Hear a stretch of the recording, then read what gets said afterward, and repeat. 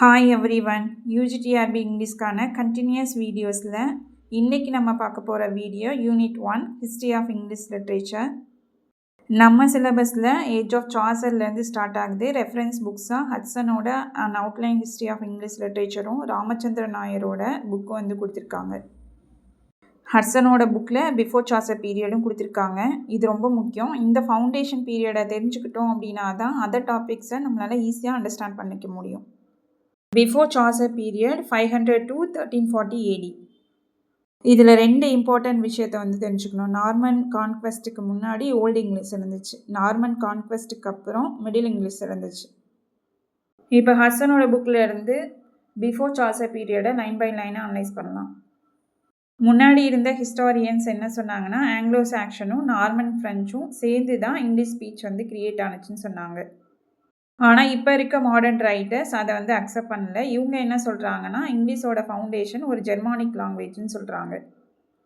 தமிழ் எப்படி வந்து ஒரு திராவிட மொழியோ அதே மாதிரி இங்கிலீஷ் வந்து ஒரு ஜெர்மானிக் லாங்குவேஜ் அப்படின்னு சொல்கிறாங்க. தமிழ், தெலுங்கு, மலையாளம், கன்னடம் இதெல்லாமே வந்து திராவிட மொழியிலேருந்து வந்தது. அதே மாதிரி இங்கிலீஷ் லாங்குவேஜும் ஜெர்மானிக் லாங்குவேஜ்லேருந்து வந்துச்சு அப்படின்னு சொல்லியிருக்காங்க.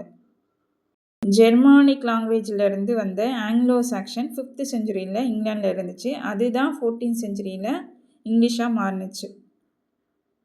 இங்கிலீஷுங்கிறது ஒன்றும் இல்லை, ஆங்கிலோ சாக்சன் தான். அதை தான் இப்போ ஓல்டு இங்கிலீஷ்னு சொல்கிறோம். சுருக்கமாக சொல்லணும் அப்படின்னா, ஆங்கிலோ சாக்சனையும் இங்கிலீஷையும் பிரித்து பார்த்தாங்க ஹிஸ்டாரியன்ஸ், ஓல்டு ஹிஸ்டாரியன்ஸ். ஆனால் இப்போ இருக்க மாடர்ன் ரைட்டர்ஸ் இங்கிலீஷ் ஒரு ஜெர்மானிக் லாங்குவேஜ்னு சொல்கிறாங்க. 5th செஞ்சுரியில் ஆங்கிலோ சாக்சனில் இருந்து தான் 14th செஞ்சுரி இங்கிலீஷ் வந்துச்சுன்னு சொல்லியிருக்காங்க. எப்படி ஆங்கிலோ சாக்சன் அப்படிங்கிறது இங்கிலீஷ் லாங்குவேஜோ அதே மாதிரி ஆங்கிலோ சாக்சன் லிட்ரேச்சர் தான் இங்கிலீஷ் லிட்ரேச்சர் அப்படின்னு சொல்கிறாங்க. ஸோ இங்கிலீஷ் பீரியட் அப்படிங்கிறது சார்சர்லேருந்து ஸ்டார்ட் ஆகலை. எப்படி ஓல்டு இங்கிலீஷ் பீரியட்லேருந்து ஸ்டார்ட் ஆனுச்சோ அதே மாதிரி இங்கிலீஷ் லிட்ரேச்சர் அப்படிங்கிறது சார்சரோட ஸ்டார்ட் ஆகலை, அதுக்கு முன்னாடியே வந்து ஸ்டார்ட் ஆயிடுச்சு. ஸோ இங்கிலீஷ் லாங்குவேஜும் சரி இங்கிலீஷ் லிட்ரேச்சரும் சரி கேர்மன் அவங்க பீரியட்லேருந்து கண்டினியூஸாக வந்து க்ரோத் ஆகிருக்கு. பட் அவங்க யூஸ் பண்ண இங்கிலீஷ்க்கும் சார்சர் யூஸ் பண்ண இங்கிலீஷ்க்கும் டிஃப்ரெண்ட் இருக்குது. நம்ம கேர்மன் எழுதின ஓல்டு இங்கிலீஷை படிக்கணும் அப்படின்னா ஒரு ஃபாரின் லாங்குவேஜை வந்து லேர்ன் பண்ணுற மாதிரி தான் இருக்கும். பட் மிடில் இங்கிலீஷில் இருந்த வேர்ட்ஸும் ஈடியம்ஸும் பார்த்தோம் அப்படின்னா நம்ம இப்போ யூஸ் பண்ணுற இங்கிலீஷோட ஒரு ஓல்டு ஃபார்ம் மாதிரி தான் இருக்கும். அதை நம்ம ஈஸியாக அண்டர்ஸ்டாண்ட் பண்ணலாம்.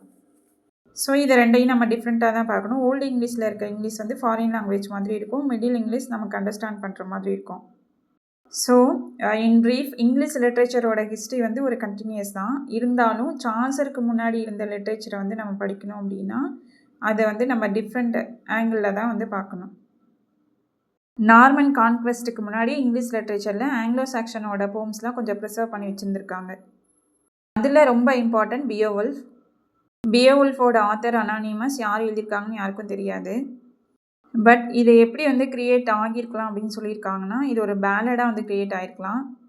ஃபர்ஸ்ட்டு இங்கிலீஷ் பீப்புள் டென்மார்க்லேயும் சவுத் ஸ்வீடன்லையும் தான் வாழ்ந்துருக்காங்க. ஸோ அங்கேருந்து இங்கிலாந்து வந்திருக்காங்க. அவங்க தான் வந்து இதை பேலடாக வந்து க்ரியேட் பண்ணியிருக்கலாம்னு சொல்லியிருக்காங்க. தென் இதை ஒரு எப்பிக்காக நார்த்தும்பிரியன் போயட் 8th செஞ்சுரியில் எழுதியிருக்கிறாரு. நார்த்தும்பிரியன் போயட் அப்படின்னா இங்கிலாண்டில் நார்த் சைடில் இருந்தவர். பியோவல்ஃப் ஒரிஜினலாக வந்து பகன் ரிலீஜன் அப்படின்னா கிறிஸ்டின் இல்லாத இன்னொரு மதம். பட் இப்போ இருக்க பியோவல்ஃப் நார்த்தும்பிரியன் போயட் அவர் வந்து ஒரு கிறிஸ்டியன் ரைட்டர். ஸோ அதை மாற்றி எழுதியிருக்கலாம். பியோவல்ஃப் ஸ்டோரியில் ஹீரோ பியோவல்ஃபோட சாகசத்தை பற்றி சொல்லியிருக்காங்க. இந்த ஸ்டோரியில் கிரெண்டல் அப்படிங்கிற ஒரு மான்ஸ்டர் இருந்திருக்கு. தென் கிங் ஆஃப் தேன்ஸ் அவரோட லேண்டை 12 வருஷமாக அந்த கிரெண்டல் வந்து அழிச்சிட்டு இருந்திருக்கு. ஸோ அதை எதிர்த்து இவர் சண்டை போட்டு அதை கொண்டிருக்கிறாரு. அடுத்து இந்த ஸ்டோரியில் கிரெண்டலோட அம்மாவையும் கொண்டிருக்கிறாரு, அதையும் சொல்லியிருக்காங்க. கடைசியாக ஒரு ஃபியரி டிராகனையும் வந்து கொண்டிருக்கிறாரு. அப்படி கொல்லும் போது இவரும் இறந்துருக்கிறாரு. ஸோ இந்த ஸ்டோரி மூலியமாக எப்படி நம்மளோட ஃபோர் ஃபாதர்ஸ் வந்து போர்லாம் பண்ணி அமைதியான லைஃப் வந்து லீட் பண்ணியிருக்காங்க அப்படிங்கிறது நமக்கு தெரியுது. பியோவல்ஃப்க்கு அப்புறம் இம்பார்ட்டன்ட் புக்ஸ் கேட்மன், தென் சின்னவுல்ஃப் எழுதினது. இவங்களுமே வந்து நார்த்தும்பிரியா தான். இவங்க எப்படின்னா ஆங்கிலோ சாக்சன்ஸ் கிறிஸ்டியானிட்டிக்கு சேஞ்ச் ஆனதுக்கப்புறம் வந்தவங்க. வெனரபிள் பீட் இவர் இம்பார்ட்டன்ட் ஹிஸ்டாரியன். இவர் என்ன சொல்கிறாருன்னா, கேர்மனுக்கு போம் எழுதுகிற பவர் ஸ்டார்டிங்லலாம் இல்லை, அது திடீர்னு வந்துச்சு, அது வந்து காட் கொடுத்த கிஃப்ட் அப்படின்னு சொல்கிறாரு. இவருக்கு ஸ்டார்ட்டிங்கில் போம் எழுதுகிற பவர்லாம் ரொம்ப கம்மியாக இருந்துச்சு. மற்றவங்க பாடும்போது இவர் வந்து ரொம்ப அசிங்கப்பட்டிருப்பார். ஆனால் அவருக்கு இப்படி பவர் வந்துச்சு அப்படின்னா, ஒன் டே வந்து குதிரைகளோட ஸ்டேபிள்ஸில் குதிரைகளை பார்த்துக்க போயிருக்கிறாரு. அங்கேயே வந்து நைட் வந்து தூங்கிட்டாரு. அப்போ கனவுல ஒரு ஏஞ்சல் வந்து நீங்கள் பாடுங்க அப்படின்னு சொல்லியிருக்குதான். அதுக்கு அவர் நான் எதை பற்றி பாடுறது அப்படின்னு கேட்டப்ப காடை பற்றி பாடு அப்படின்னு சொல்லிடுச்சான். கனவுலேருந்து எழுந்திரிச்சு பார்க்கும்போது அவர் போம் எழுதுகிற அந்த பவர் வந்திருக்கிறத அவர் ஃபீல் பண்ணியிருக்காரு. 10th செஞ்சுரியில் மேனஸ்கிரிப்ட் ஒன்று இருக்குது. அதில் 3 ஸ்கிரிப்சர்ஸ் வந்து கேட்மன் எழுதினது தான். அதில் ஃபர்ஸ்ட்டு காடோட க்ரியேஷன், தென் ஃபால் பற்றினது. செகண்ட் வந்து ஈஜிப்டில் இருந்த எக்ஸோடஸ் பற்றினது. மூணாவது வந்து டேனியலோட ஹிஸ்ட்ரியை பற்றினது. இந்த ஸ்டோரிஸ்லாம் பைபிளில் இருக்குது. க்ரியேஷன், ஃபாலு, எக்ஸோடஸ், டேனியலோட ஸ்டோரி எல்லாமே பைபிளில் இருக்குது. பட் இப்போ இருக்க ரைட்டர்ஸ் என்ன நம்புகிறாங்கன்னா, இந்த போம்ஸில் மேக்ஸிமம் வந்து கேட்மன் எழுதினது கிடையாது, அவரோட இமிட்டேட்டர்ஸ் எழுதினது அப்படின்னு சொல்லியிருக்காங்க. இந்த போம்ஸ்லாம் 1650 வந்து மில்டனுக்கு தெரிஞ்ச ஒரு பர்சனால் பிரிண்ட் பண்ணியிருக்காங்க. பட் இதுக்கு எந்த ஆதாரமும் இல்லை, மில்டனுக்கு தெரிஞ்ச ஒரு பர்சன் தான் பிரிண்ட் பண்ணியிருக்காங்க அப்படிங்கிறதுக்கு. பட் மில்டன் இந்த கவிதைகள்லேருந்து தான், இந்த போம்ஸ்லேருந்து தான் இன்ஸ்பிரேஷன் எடுத்துருக்கலாம் அப்படின்னு ஒரு கருத்தும் இருக்குது. அடுத்த ரைட்டர் சினேவுல்ஃப்.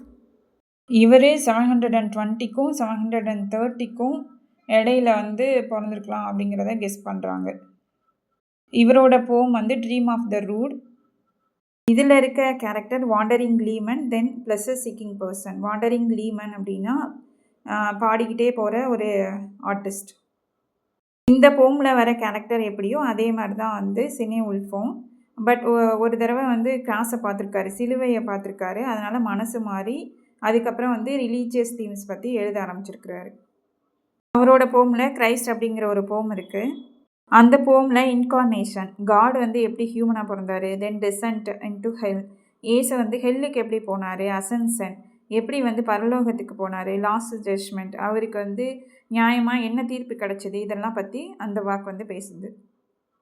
அடுத்து எலன் அப்படிங்கிற ஒரு போம். இதில் வர ஒரு கேரக்டர் கான்ஸ்டான்டின், அவங்களோட அம்மா ஹெலனா. இவங்க எப்படி வந்து ஒரு ட்ரூ கிராஸை கண்டுபிடிச்சாங்க, உண்மையான சிலுவையை வந்து கண்டுபிடிச்சாங்க அப்படிங்கிற கதையை வந்து சொல்லுது. தேர்டு ஒன் ஜூலியானா அப்படிங்கிற ஒரு போம். இது ஒரு கிறிஸ்டியன் மார்ட்டிடம் பற்றின கதை. அப்படின்னா கிறிஸ்டியானிட்டியில் ஒரு தியாகியை பற்றின ஒரு கதை. இது வரைக்கும் நம்ம பார்த்த பிஃபோர் சாசர் பீரியட் உங்களுக்கு நல்லா புரிஞ்சிருக்கும்னு நினைக்கிறேன். இதோட கண்டினியூவேஷனை நெக்ஸ்ட் வீடியோவில் பார்க்கலாம். இதில் ஏதாவது டவுட் இருந்துச்சு அப்படின்னா கமெண்ட் பண்ணுங்கள். கண்டிப்பாக உங்களுக்கு நான் எக்ஸ்பிளைன் பண்ணுறேன். தேங்க்ஸ் ஃபார் வாட்சிங்.